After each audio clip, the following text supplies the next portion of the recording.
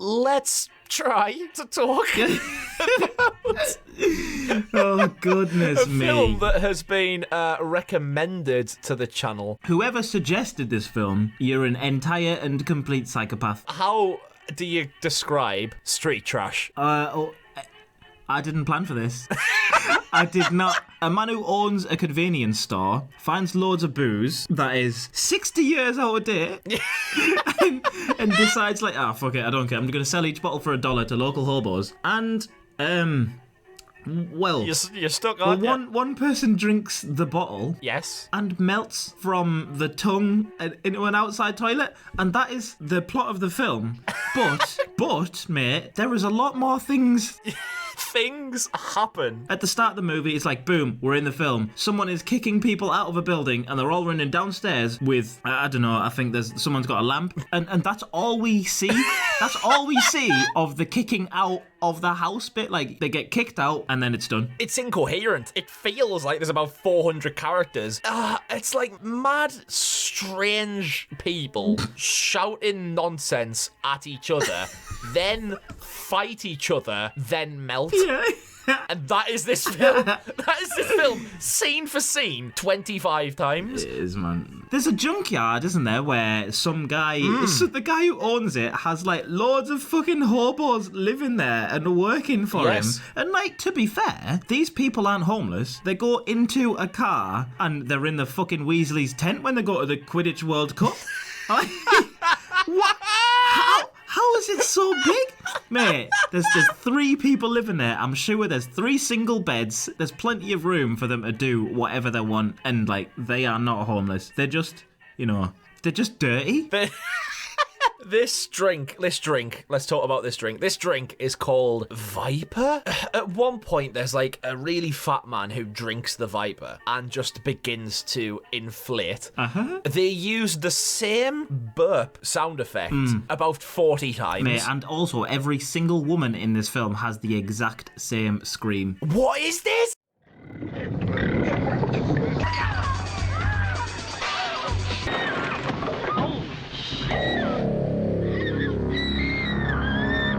It's like they've got a soundboard off the car boot sale, and they've just used that for this film.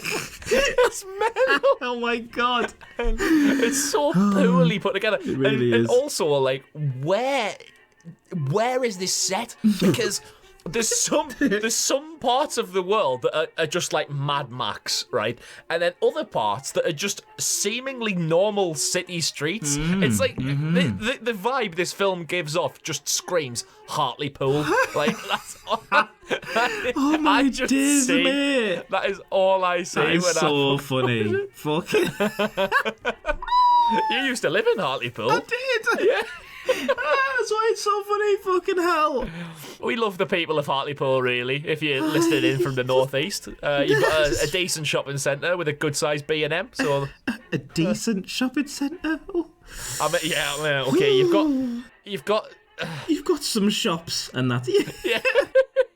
The homeless guys drink fucking booze out of a car's fuel tank, and he has a dream. Everything's fucking red, and there's 3 men with really big hats on hunting him down in a forest. And then I was kind of like, is this a dream or is it not a dream? I don't know.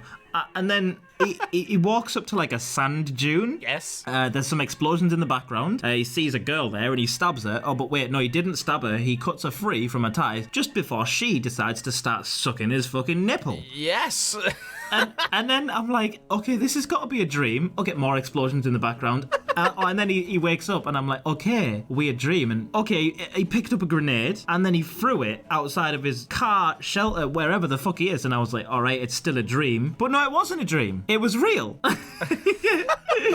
There's just like loads of pointless additions to the storylines that are just there. There's just fights. There's loads of blood. There's people watching the fights, watching the rape scenes, watching people have sex with each other inside a hobo's little tire hut. There's people getting vomited on for no reason. And then suddenly we're outside talking to some guy who shagged a dead girl and has fucking syphilis. All of that just happened was probably about 14 seconds of the film.